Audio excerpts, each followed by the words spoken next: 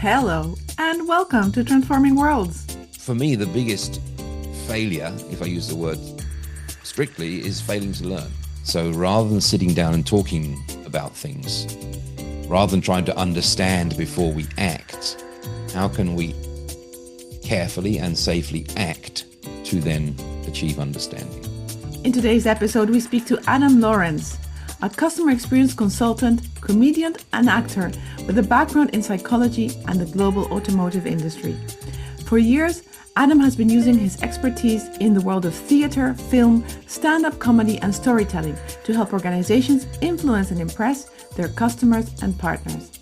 Adam is the co-founder of WorkPlayExperience and the co-initiator of the Global Service Jam, the world's biggest ever service design event so far, one in which I have taken part in several editions across the years, and I can highly recommend. Adam is also the co-author of the top-selling book, This is Service Design Doing. Adam is magnificent when it comes to creating wonderful worlds for people to engage in, experience, transform. Join us in this episode where we discuss experience, the importance of play, and how theater, comedy, and bringing different aspects of ourselves into the mix can help us create something inspiring, compelling, and truly world-changing. Tune in. So welcome, my dear friend and fellow designer, Adam, to Transforming Worlds. How are you today? It's good to be here. I'm feeling pretty good. It's Monday, which is never my favorite day of the week, but I had a relaxed weekend, so I'm good, ready to go. How are you? Is that why you're wearing black on a Monday? I don't know, actually. I just reached into the closet and grabbed the nearest shirt. Looking very smart. Thank you. You too. So tell us about you and what is transforming for you these days? My name is Adam Lawrence. I'm a service designer. I don't use that term very often in my work, but a lot of people use it about me, and my book has that. My books that I've worked on have that name in the title. Generally, I help organizations change the way they do stuff together, to give them alternative methods a bit more down to earth, a bit more evidence-based, a bit more practical, that might actually deliver implementable solutions at the end, rather than just wonderful PowerPoint decks.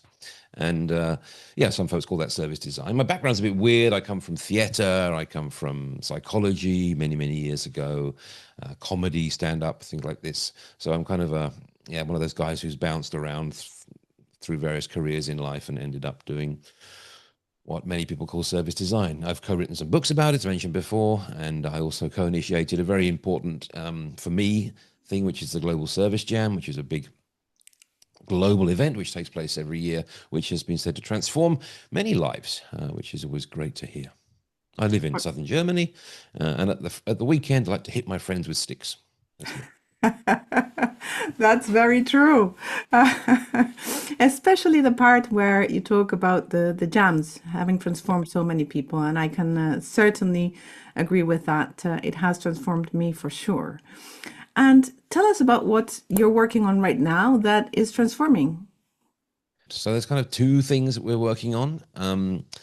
One is our training in this world of service design thinking, whatever you call it. So, for example, 2 weeks ago, I was in Winnipeg in Canada, working with some wonderful people there at the RRC Polytech, the Red River College Polytech, people from the Indigenous Entrepreneur Program there. So about 30, 40 people that we had for 5 days. That was myself, Mark Stickdorn, and Marcus Hormes, my colleagues and co-authors, and just saying, look, this is a way you can approach co-creation. This is a way you can approach transformation. Here's some tools and behaviors that might be useful. You've got a tool set. Have a look at these. See what you can mash together out of this, and it's going to rock. I think it is going to rock. And on another side, if you like, my colleague Marcus and I, he's my business partner, we are really interested in what's changing in the world around us, work.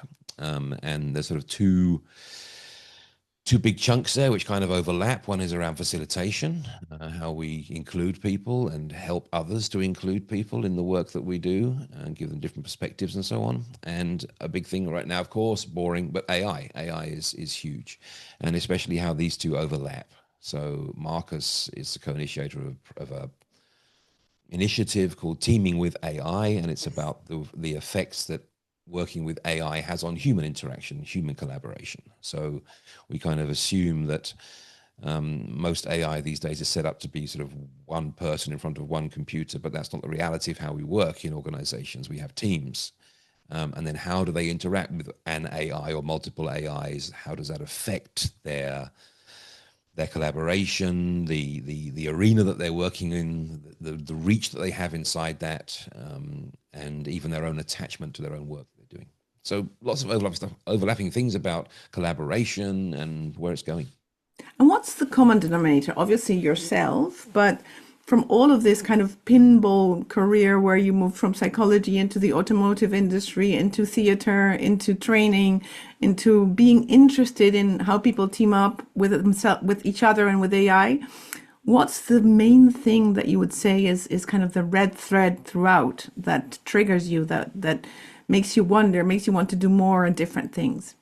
That's a great question. I remember being maybe about 15, 20 years ago, I was looking back on my career to that point and was looking at time in psychology, just my degree in psychology, and then the time I spent in the motorcycle industry and marketing. Yeah, back when marketing was king, and it wasn't just promotion like today. It was, what are we going to build? Yeah, which motorcycles do we make? And then the theater years, and figuring out that, okay, psychology, heavy industry, theater, it's all the same thing. It's all about the orchestration of people's creation. Yeah, that they're all trying to make things or maintain things or even remove things from the world. They're all trying to do something to transform something, if you like. And how we orchestrate that, how we orchestrate resources, people, thinking, action, information, that comes up in all of those things.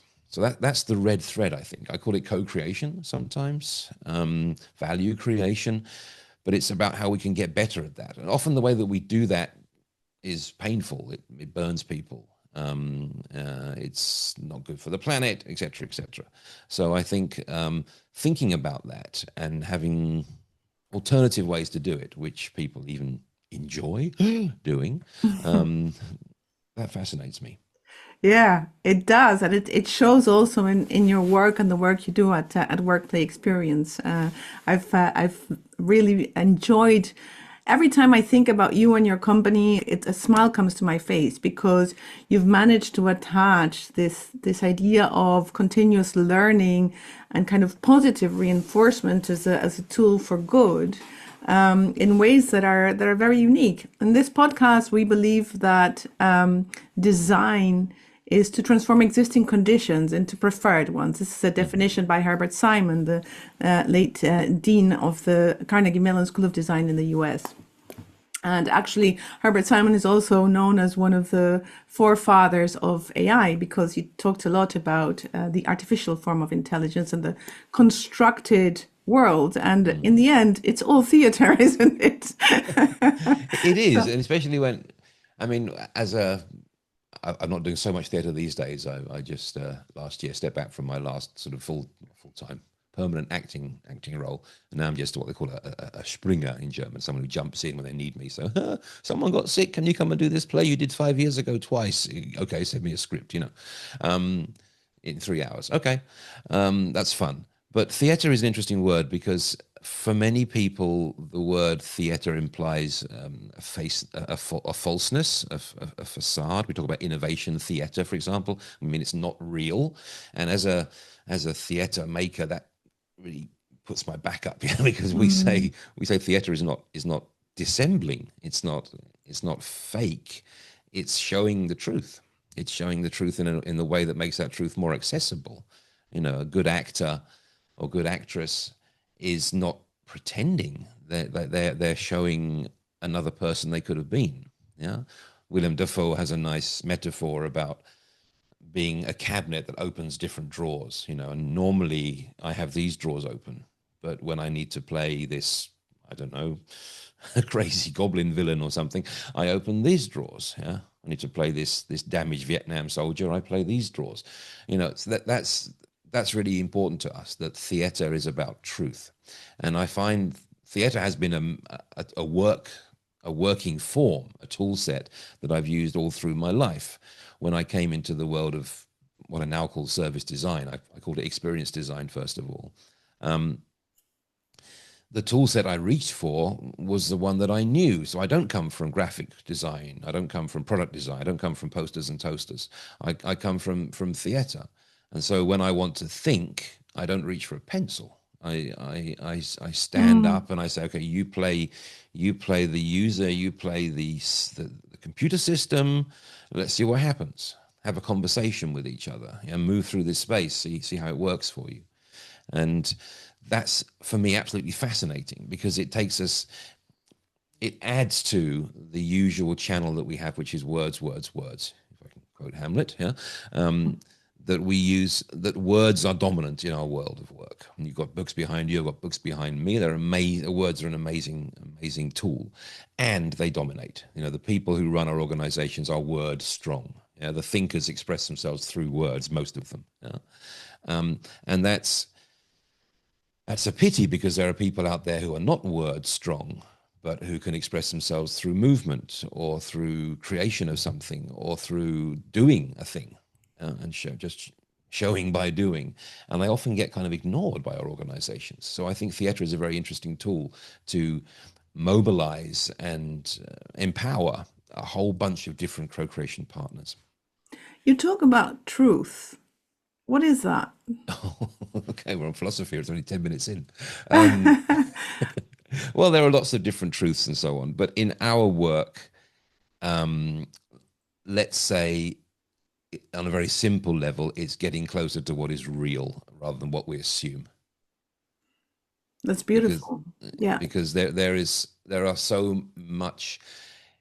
If you look at even a lot of the writing, and maybe not the best stuff, but the sort of popular writing around things like leadership and management and so on, it's all about vision, and it's all about believing in yourself and stuff like this. But in design, that's called assumptions. Yeah, that's imposing your model on the world. I have a vision of how things are going to be, and so on. Where's the evidence for that? How has it been tested? Who's been included in that vision? And so when we get up and stop talking about a thing or describing it in Visio or PowerPoint, but actually try and do a thing, even in very, very rough form, we discover, oh, reality doesn't work like that. Yeah. Or, oh, in reality, this seems to be more important. Let's explore that one. We have you mentioned Marcus and my space before. They were with the two partners at WorkPlayExperience, and we share a great space with another one or two wonderful organizations. And recently up there, we were building a restaurant. There was a very fine restaurateur, Michelin 2-star restaurateur, came to our city in Nuremberg and wanted to build a new restaurant. And he is a storyteller, and he wanted to have a restaurant where he could talk with the clients, the customers, the diners, about the food and where it came from. It's all super mega local food. It's all within a few kilometers of where the restaurant is. So he wanted to be a storyteller, but not a show cook. So where's the boundary between storytelling and show? You can't express that on a PowerPoint slide. It's even hard to express that in a CAD model of the restaurant. So we had to build the restaurant in cardboard. And he was there cutting up a teddy bear, pretending to be, cooking and telling his stories. And we're saying, no, these chairs have got to be taller. So we build the chairs up, or we cut them down, or that lighting system needs to be lower or higher. It's putting too much light on him, too little light. This kind of stuff, you can't do that with words. You have to actually build the thing. And that sounds like some sort of super luxury brand experience thing, which it is. But there are all kinds of very, very down-to-earth situations where practicality is enormously important. And we need to touch things and move ourselves through things to get both the emotional and the practical side of that. The middle word in your company's name is play. Yeah. So now with what you're showing us, you're connecting work and experience. But if everything is so deliberate, staged, orchestrated, what happens to play then? Play is an interesting word. We have it in our name, and we do have very playful work styles. I'm known for my rubber chickens. We don't lead with it very often. We show up in suits generally. Yeah. We have the book, I can call myself professor, at least in Spanish, and stuff like this. So there's we tend to lead with a more, let's say, earnest face. But play in various uses of the word is very, very important. Yeah.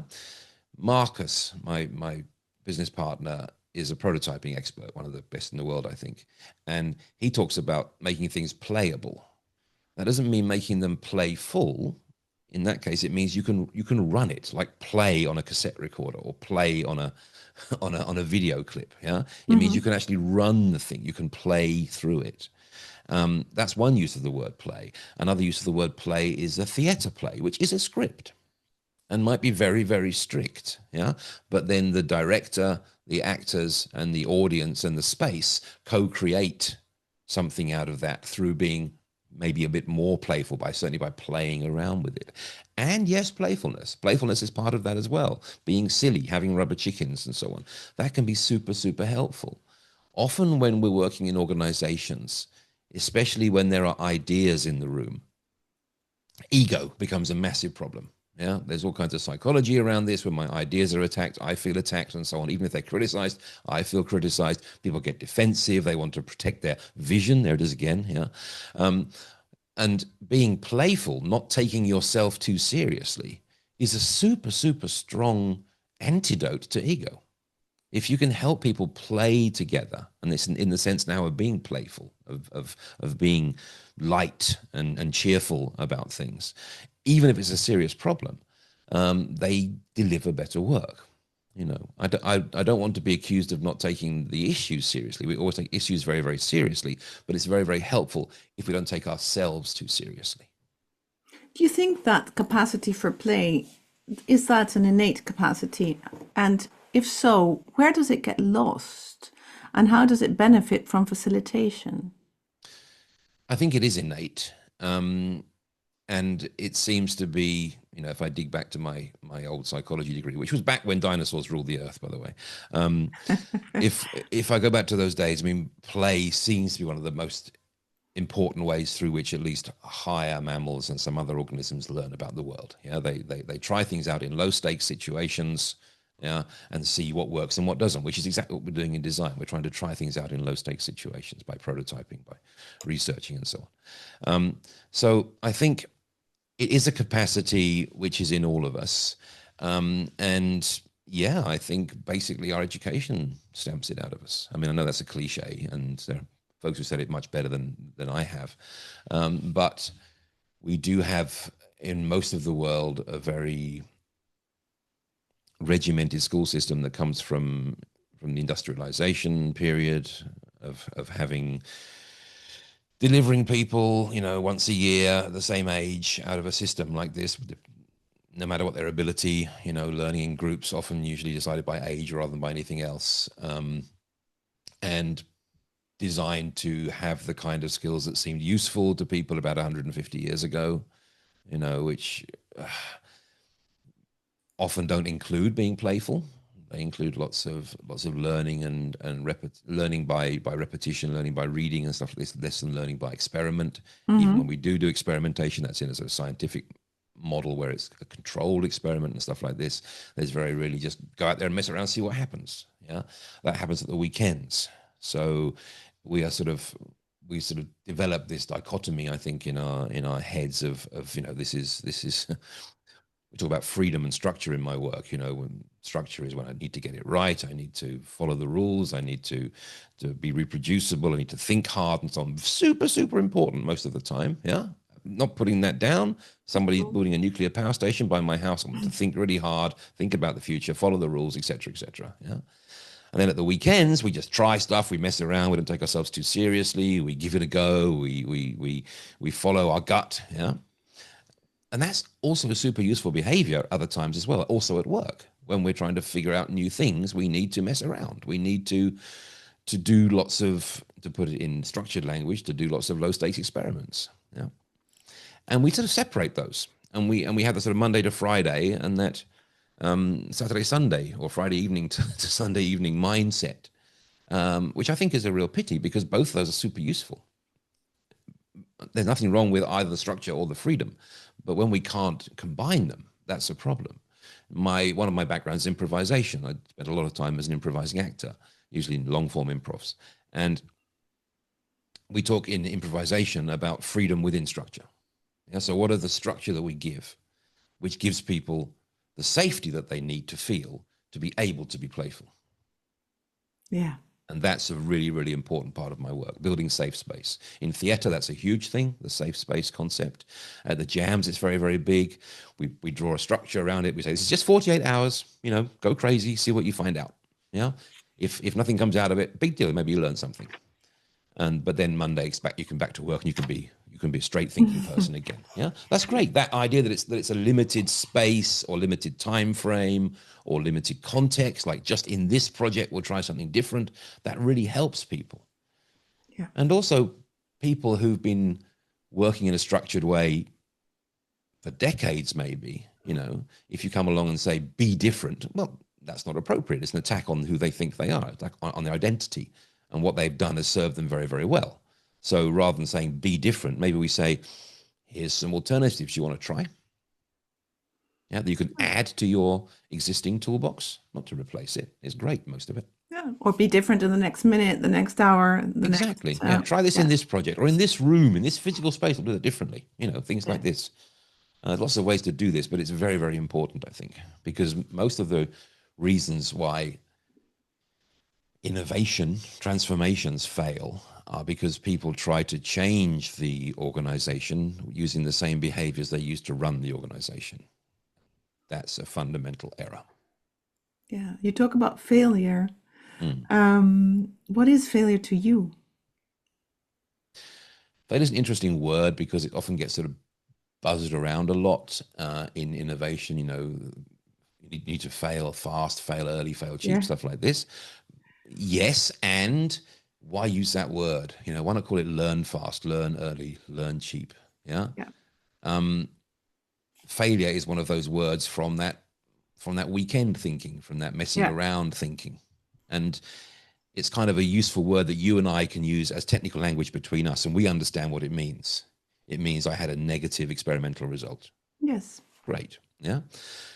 With folks who don't have that experience of using freedom at work, that just means failure. It means you messed up, it means you wasted resources, you endangered the organization, you risked people's jobs, etc., etc. Yeah. Or even lives in some cases. So I think, I question how useful it is to push words like that and say we should be failing a lot. I think we should say we should be trying to learn a lot, and we should be open to a responsible level of risk in our learning, that we might, for example, try 3 or 4 things and only 1 or 2 of them work, but we learned really, really fast for cheap. That's great. That's not a failure. That's a success. Yeah, I think failure and success are also conventional markers for progress in some way. Yes. How can you tell you're learning? Exactly. What do you call those? Insights, those extremes. I guess. Yeah, I think so. I think, right? Yes, you're absolutely right. And for me, the biggest failure, if I use the word strictly, is failing to learn. Yeah.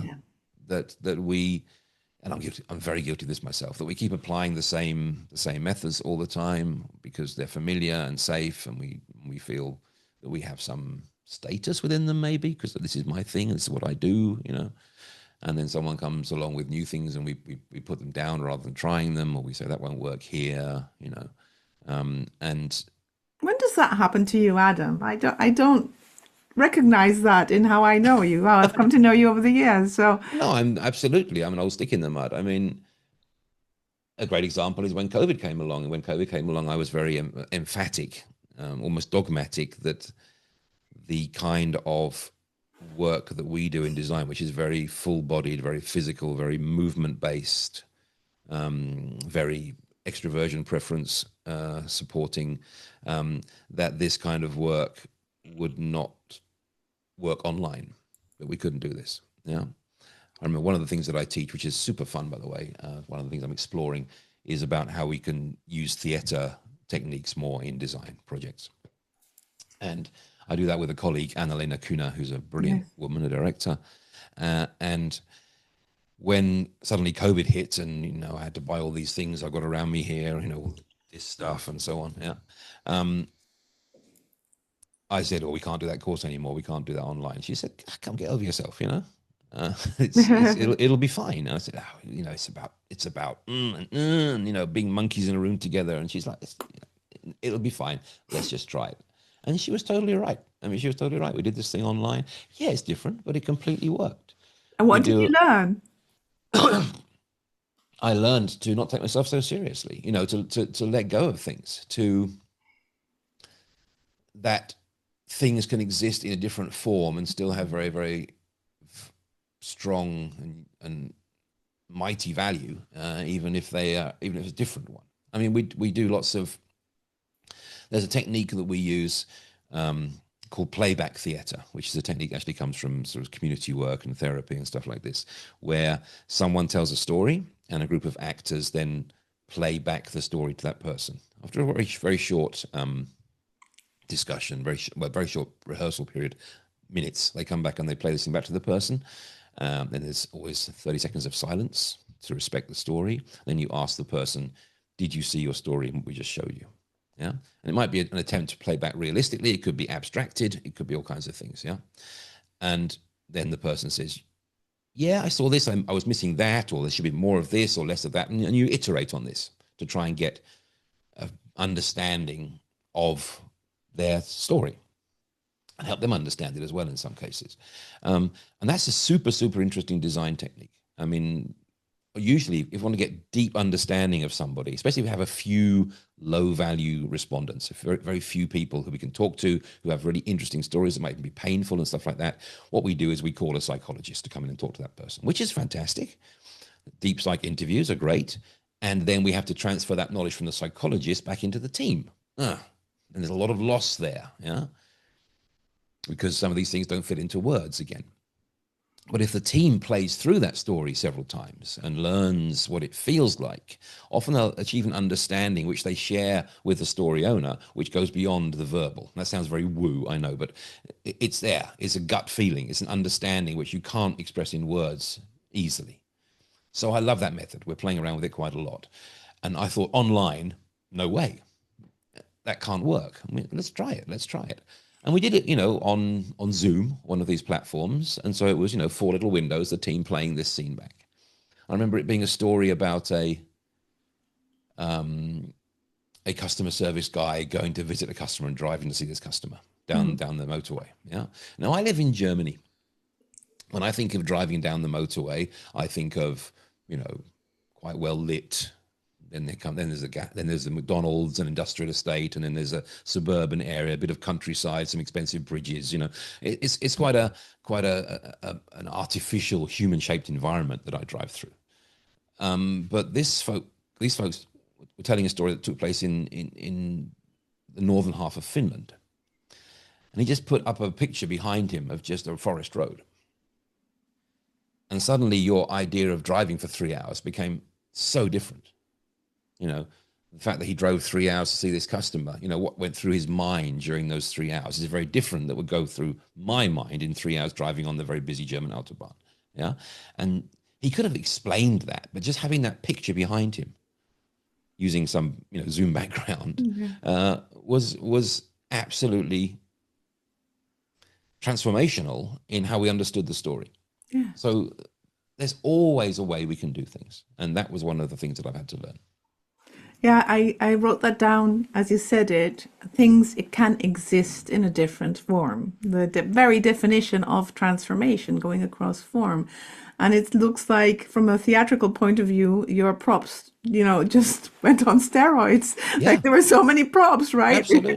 Remember that the experience of running backstage to get some props. It's like, okay, there's one hat, there's one cane, and then there's an umbrella. Shit, what am I going to do? And there's a different level of improvisation. And suddenly, when we're doing this in virtual spaces, the possibilities are endless because it's all within hand's reach, and so new compositions and new forms can emerge. Beautiful example. Absolutely. Love it. And in the room, because we try to be active and engaging and so on, we use lots of applause, for example. Yeah, we'll end a thing by applause. It's a nice way to interrupt people. It's a positive way of interrupting people. It gets to put their pens down, stop their conversations, and so on. And online, that can work just fine. Not sure if you can hear this, but I'm playing an applause track right now and giving the sign language for applause. That works great. You know, we can use music really easily. We can use breakout rooms really easily online. So whatever we're doing, the channels thing is really, really important to us. The books that we wrote, the prototype for those books was a training course. It wasn't written. It was experienced, yeah? And prototypes can also exist in different channels to the things that they actually represent. You and I could prototype software really, really well as a conversation. Yeah. Before we think about wireframes, before we get stuck in the best practice trap, yeah? We could have a conversation with each other to try and simulate what the software's supposed to do. One of us playing the system, maybe, the other playing the person. But the system is not a robot. The system is a human who knows lots of stuff, knows exactly on what shelf the product is, and knows exactly what the delivery times are and where the truck are, and whatever that is. We have a conversation that then feels valuable to us. And when it works, we think about, how much of this can now go behind a sheet of glass to be an interface? How much needs to be a human being still? What's the tone of voice? And so on. So actually, I think mixing channels and consciously not using the channel to explore something often opens up huge vistas of transformation. Yeah, which is what happened with the book back in the day, right? So we were a very large group of collaborators with you guys curating the content. And in the end, I remember at one point, there's an email coming in and said, we've got too much material next to the book. We're going to have to build a website because there's another 800 pages of content and we still want to share with the world. And so it's interesting how these collaborative processes where we bring our whole selves and all our whole perspectives into the mix can generate something beyond what was originally intended. And Absolutely. giving space for that is a very important design skill as well. You know, coming from the posters and toasters field of design, often designers feel there has to be a very clear end to what we produce and what we create. And actually having this open-endedness allows for new forms to emerge, which is essential in this day and age where we need to create so many new things. Absolutely. What are your experiences across cultures? Because you work with a lot of cultures. You work everywhere in the world. You mentioned just being in Canada, going to Singapore very soon. You work in Spain as well. So do you experience people having kind of a cultural lens when it comes to these kinds of challenges? Or do you see it more as a kind of personality thing, or maybe there's this particular industry or sector? When you talk about the indigenous entrepreneurs, they're not entrepreneurs, they're indigenous entrepreneurs. So clearly there's something there as well. How are those differences amongst us from your vantage point? Yeah, I think this is a very good question. And for a long time, I had a pretty standard answer to this, which was it's industry cultures. You know, a bank in Shanghai and a bank in Southampton are more similar than a bank in Shanghai and a startup in Shanghai. The startup in Shanghai will have more in common with the startup in Southampton. And I generally believe that. But I think that's because there is an imposition over much of the world of a sort of Western business culture. Yeah. So the suits, you know, the heels, you know, all that stuff that's come from European business and through colonialism has spread around the world, and many of those industry cultures exist within that basic metaphor.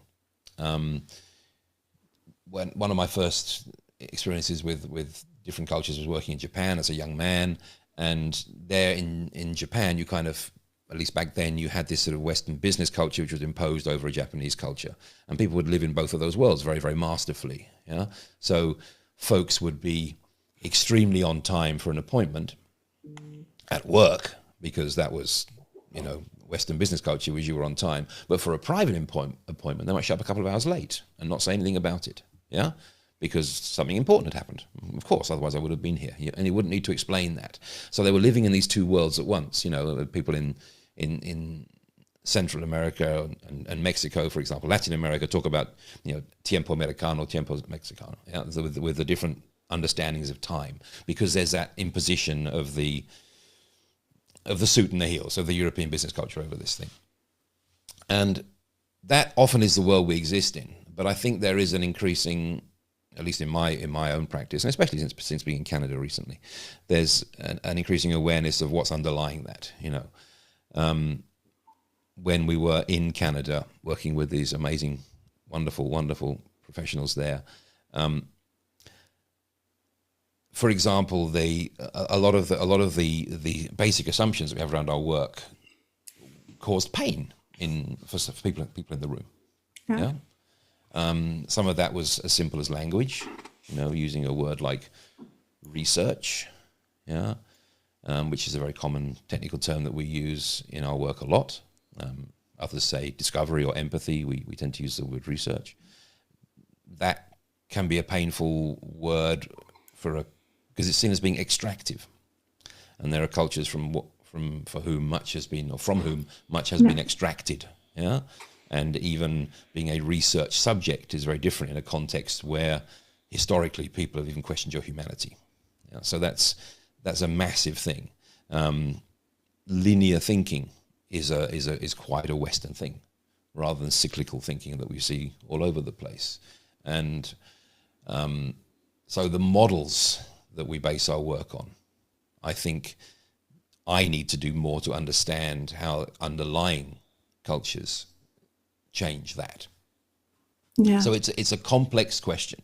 I mean, on a very basic level, yeah, I tend to find that bankers around the world are pretty similar. Insurance folks are pretty similar. Software folks are pretty similar around the world, wherever they are. Plus, there's another something going on in the depths, which maybe we should surface a bit more. Yeah. I think those patterns are also very present within our domain as designers, and we don't see that. The fish is the last to discover the water, after all, and that applies to us as well. Where do you get inspiration from, aside of the fact that you do hit your friends with sticks in the weekend, as we know? Where do you go for those moments of sparkly inspiration that feed your work and feed your soul? I mean, for me, it's doing things with people. Yeah, I mean, those two guys are amazing. By the way, I should mention, that Mark is not part of our company. He's one of our co-authors. Yeah, so he has his own company, Smapley, which you should check into if you're listening. But those two guys are quite different from me, and so they say stuff which I then think about, or more, they do something which is more interesting to me. I tend to learn by doing, and then I go, that felt weird, interesting, and then I start to process that in my own way, which often is by doing things rather than cognition. Yeah, I don't. I tend to work with my hands and body more than with my head. And so yeah, that's it. I have this enormous fortune that I can work in lots of different places, lots of different people, and I'll come back from a place just full of impressions, and then it's even wrong to say thoughts yet, yeah, or ideas, but they will then flow into a conversation, or they'll flow into an activity that we're doing, into a prototype that we're building, and maybe be expressed through that. Maybe I can't even express them in words yet, but I can include them in a scene, or I can include them in a prototype, or in decisions that I make, and I find that fantastic. And yeah, I mean, hitting my friends on the head with sticks, it's a martial art that I do, but I do it all around the world. And then you meet other people as well, meet folks who I'd never meet at a design meeting, because they're a trucker, or a police officer, or a student, yeah, of something completely outside my world. But then we sit around a campfire after hitting each other and have a conversation, or they show me how they put up the tent, or whatever it is, and I go, oh, that's really, really interesting. But so often it's that case of not having a thought out of this, not having a label for it, or even a coherent structure of what I've learned. It's just a feeling of something different, and I'm very curious about that. Was that previously in your life something that got in the way for you? I don't think so. I've never seen myself as a brain person. Yeah. I tend to be a bit of a. I'm either observing things, yeah, and just taking them in, or I'm doing stuff. I'm have quite a strong introversion preference. So often when I do things, it's because when I'm doing stuff, I haven't got to like talk about it. Yeah, so I can avoid the sort of face-to-face deep conversations, which I usually find quite painful. So I've tended to be the one who will get up and move the table a little bit, and then people find the conversations now going better. Yeah. Yeah. Because they can now all reach the flip chart or whatever it is. Yeah. Or I will be the one who gets snacks. I mean, and suddenly the mood in the room is lighter. Oh, that's very true. So that a special thank you is in place for going through the discomfort of sitting in this podcast, because I know that is true of you. But I'm asking this because I think there's something for all of us to learn from that, because these are not behaviors that sort of convention and traditional sort of ways of being in society rewards. And that's why I ask. So very often, within the domain of design, a lot of people would relate to what you've just said, being able to observe and doing something about it. And maybe others draw to experiment and kind of see things, or maybe write poems. We've had someone read a poem recently on the podcast because that is his way of bringing it to expression. Fantastic.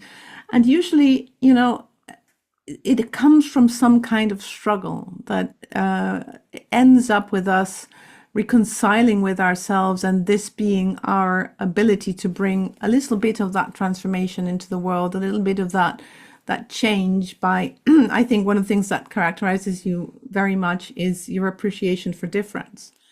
And that is a rare thing. I mean, especially because I know you and Marcus personally and running the company, you guys couldn't be more different as human beings, and still you adore one another, you admire one another, you cherish the difference. And I think that's a very important thing in a world where we need to move away from that Western hegemonic global only way of doing things that makes everyone look similar regardless of where they are in the world, towards a living in harmony with diversity, so that we can create new things that are more, reflecting of the people and life that are in this planet, which couldn't be more diverse.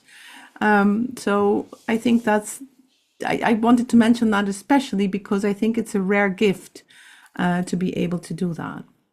Thank you. That's very kind. I revel in difference. I think it's fabulous. Yeah.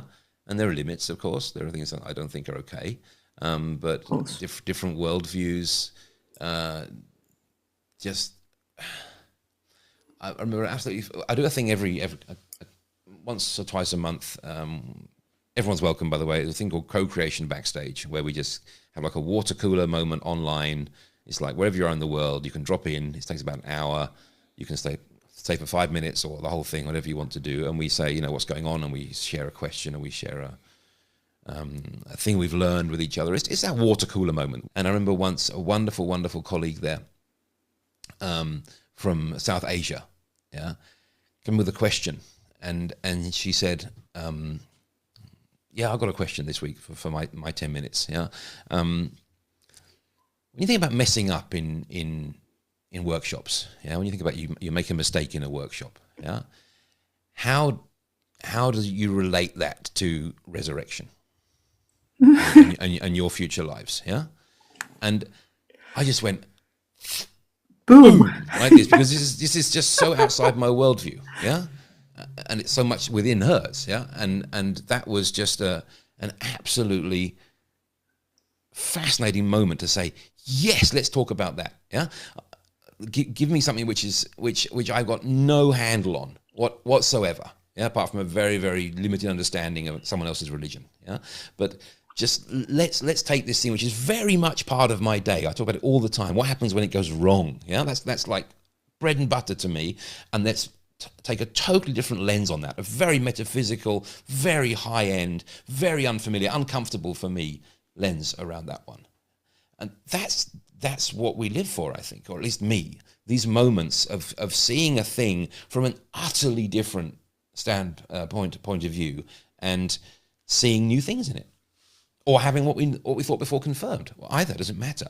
Yeah, that's wonderful. So let's do an exercise of imagination and imagine a world in which everyone started doing that, and we start getting better at it, and kind of leaning into these challenges of the unknown, of like, oh gosh, how do I relate to that? Because we're all in relationship all of the time. And fast forward maybe 20 years, 50 years into the future, what might our society look like then if we're all working, playing, and experiencing in such an open-minded and open heart way? I don't know. It's very, very interesting to think about what is important about the shared structures and understanding that we have. That's what culture means. Culture means we have a shared understanding of. Okay, in my favorite definition of culture, and don't ask me who it was. Culture is a shared understanding of how the universe works and the rituals that support that. Okay, I think it's a very interesting thing to think about, because it means that there are shared shortcuts that get us through the day, because we haven't got the time to analyze and question everything. And a lot of those shared shortcuts become very ingrained in our society. They become thought to be truth. Yeah. But they certainly do lubricate the way. They make it easier. Yeah. We can make progress without discussing everything, because we have a shared understanding of this is how we do projects, for example, yeah, or interviews, or whatever it is, yeah. And the more we question that, the more we learn, and the more chaotic it gets, which would maybe useful, or maybe let's say the more disordered it gets, yeah, which would be useful and slows us down. That diversity has a cost, maybe in efficiency, and it has a wealth of color and alternatives and richness, yeah. Which, is there a playoff between the two of them? So would the world be a super interesting one that doesn't work very well? Is that better? Is it worse? I don't know. I guess it depends what's not working. And in the event that it would work better, what might that look like? It'd be super interesting, wouldn't it? It would be so mentally stimulating and tiring, probably. But I think we'd be more awake, and that would be a nice thing. Yeah, I think it would appeal to our sense making.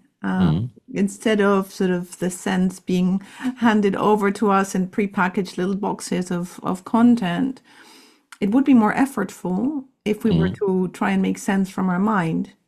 But that's not the only place where we make sense. So maybe we will develop new capabilities and new capacities for sense making, and a new way of reaching that understanding, because the purpose of the understanding is not reaching a final conclusion. It's just negotiating and understanding how things keep moving and transforming and evolving, and making us part of that total evolution of things, which, as you say, it doesn't need to go in one direction or the other. We don't know. But one thing that is a certainty is that things do change, and therefore our relationship to those things and the world beyond us changes too. It is. So, I mean, I'm for some reason I'm thinking back to my old paleontology training back when I was a psychologist and a zoologist at the same time. So basically a monkey psychologist, and yes, I'm judging you. I had a wonderful paleontology professor called Beverly Halstead, Lancelot Beverly Halstead, wonderful chap, very eccentric, and he was really into quite early animal life.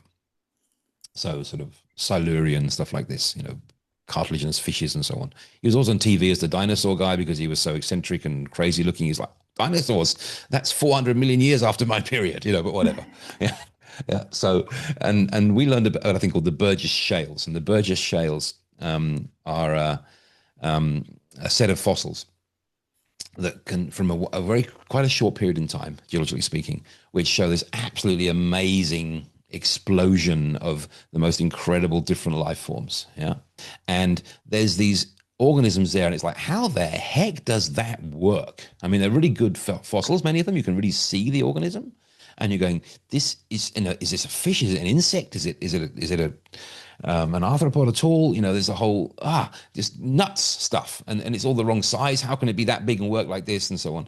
And I think that's a really interesting and a really scary thing, yeah, because you could imagine this life then under the ocean, as it were, as being incredibly complex, and so many potentials that were bubbling up there, and then some of them took off, yeah, and became the later life forms that we know, like fishes and so on, and later on mammals and us. But other ones, the vast majority of them just went away, and now they are so unfamiliar we can't even understand them, even given very, very good fossils of them in some cases. And the conversation now reminds me of that a bit. You know, if we were more diverse, that would be super, super cool. And would it lead to some kind of super evolutionary pressure on ideas where some would be lost very quickly because they hadn't got the momentum of lots of people thinking them? You know, I don't It's know. I'm just like getting workshops, isn't it? So there sticky is always notes. Yeah, this sticky chaotic notes. process, yeah, Yeah, that eventually allows us to, as you were talking about, playable things and theater, to rehearse what it might look like and how it feels. And maybe that's a good thing, that as we start establishing new ways of being in the world, we try them first, for absolutely, comfort, absolutely. instead Listen, of just imposing them, which would be the colonial thing to do. yeah. But just trying things out, and maybe new things can emerge for the better. So our last question in the podcast will Ah, come in a minute, mm-hmm. but you've mentioned a few things that we're going to add to the show notes. So you've mentioned the book, you've mentioned work play experiences. Are there other places where you want people to be able to find you that we should add to the show notes too? Yeah, there's two. There's the co-creation school, which I mentioned before, which is a kind Yes. of it's a fake company. Mhm. It's a space that I set up with my friends I mentioned before, Anna Kira Beck and Renatus Högenrad. We all work for different companies, but we have this kind of overlapping space where we run experiments. And Yeah. so we offer weird training there, have a great community around it. We do this backstage thing, this water cooler moment. So co-creationschool.com. No one makes any money from that. Quite the opposite. In fact, it's a place to play. So if you're interested in messing around, trying stuff, generally around the theme of co-creation, whether that be design or education or things like this, then check out that. And I think the big one is the jams. Yeah, a lot of my career wouldn't have happened without the jams. A lot of my thinking wouldn't have happened without the jams. A lot of my friendships wouldn't have happened. So the jams have got a bit smaller since COVID, and also because we haven't got the time we used to have to invest in them, but they're still out there. They're still awesome.